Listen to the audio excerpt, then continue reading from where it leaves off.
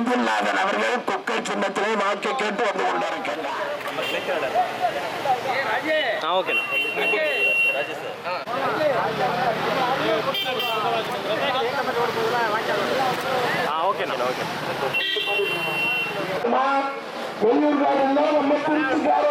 மறந்துடாங்க.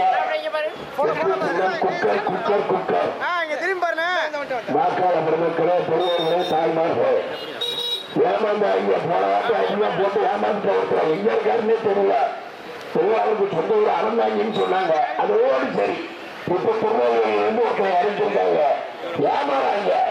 நம்ம வேட்பாளர் செந்தில்நாதனுக்கு கேட்க நேரில் வீடு எப்ப வேணாலும் பார்க்கலாம்.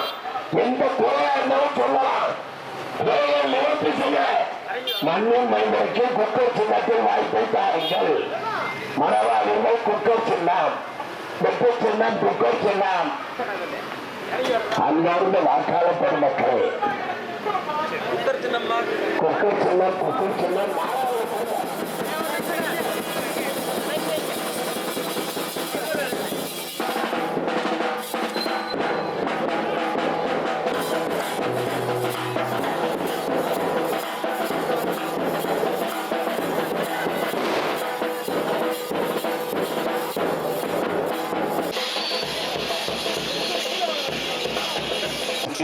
ஊராட்சி வாக்காளர் சொந்தங்களே, உங்கள் அனைவருக்கும் எனது வாக்குகளையும் நன்றிகளையும் தெரிவித்துக் கொள்கிறேன். நடக்க போறது ஒரு பஞ்சாயத்து எலெக்ஷனோ சட்டமன்ற எலெக்ஷனோ கிடையாது. நாட்டை ஆளப்போகிற பிரதமர் யார் என்று தேர்ந்தெடுக்கிற தேர்தல் தான் இந்த நாடாளுமன்ற தேர்தல். வாக்குகள் வாங்கி கொடுத்து வெற்றி பெற செய்யணும் என்று தலைமையிடம் கேட்டுக் கொள்கிறேன். இதற்கு காரணம் எதிரணியில் இருக்கின்ற நாடாளுமன்ற வேட்பாளராக இருக்கின்ற நேரு அவர்களை தாண்டியும், திரு மகேஷ் பொய்யாமொழி அவர்களை தாண்டியும், திரு ரகுபதி அவர்களை தாண்டியும் என்ன செயல்பாடு செய்ய முடியுங்கிறது எல்லாத்துக்கும் தெரியும். ஒரு பஸ் ஸ்டாண்ட் கூட தரக்கூட மாட்டார். அவர் தொகுதி நீதியை கூட செலவு பண்ண முடியாது. உதாரணமாக இங்க இருக்கின்ற இனிகளால இன்ன வரைக்கும் கிழக்கு சட்டமன்ற தொகுதியில் செயல்பட முடியல.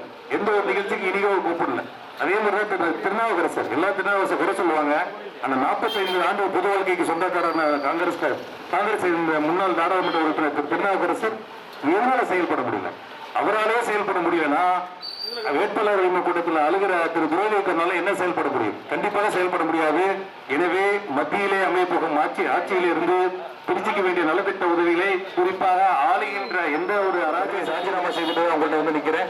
தயவு செய்து குக்கர் சின்னம், மோடிஜியின் ஆசைப்பட்ட குக்கர் சின்னம், திரு ஜான் பாட்டின் ஆசைப்பட்ட குக்கர் சின்னம் கீழே இறங்கலன்னு யாரும் தயவு செய்து வருத்தப்படாது. இந்த தேவை போட்டு கேட்டுக்கிறேன். நாடாளுமன்ற தேர்தல் என்பது இந்தியாவை ஆளக்கூடிய பாரத பிரதமர் யார் என்று முடிவு செய்யும் ஒரு தேர்தல். இந்த தேர்தலிலே கடந்த 20 வருடங்களாக திருச்சியில் நிலவு ஒரு அவலத்தை போக்குவதற்கு ஒரு அரிய வாய்ப்பு.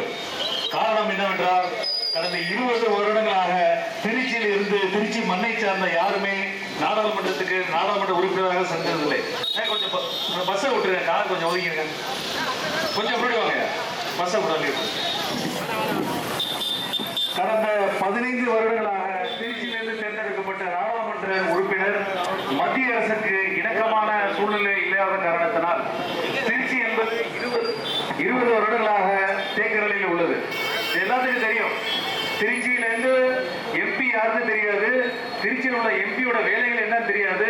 ஏன்னா இதே ஊர்ல பிறந்த உள்ள நம்மளுக்கு எல்லாம் திருச்சி எம்பி யாருன்னு தெரியாது. மத்தியில் 3வது முறையாக ஆட்சி அமைக்க போகும் திரு நரேந்திர மோடி அவர்களின் ஆட்சியிலே அவர்கள் சார்பாக கூட்டணி கட்சியின் சார்பாக அம்மா மக்கள் முன்னேற்ற கழகத்தின் வேட்பாளராக பா செந்தில்நாதன் என்னும்னா குக்கர் சின்னத்திலே இன்று நிற்கின்றது. நான் இதே ஊர்ல பிறந்து வளர்ந்து வெளிநாட்டுல படிச்சு பாலியில படிச்சு வேலை செஞ்சுட்டு சாப்ட்வேர்ல வெற்றிட்டு இந்த அரசியல் வந்திருக்கேன். இதுக்கு முன்னாடி மாநகர உறுப்பினராக டிஎஸ் பணியாற்றிருக்கிறேன்.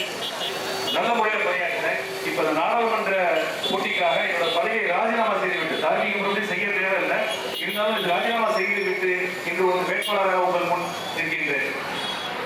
இந்த மண்ணை சேர்ந்த நமக்கு தான்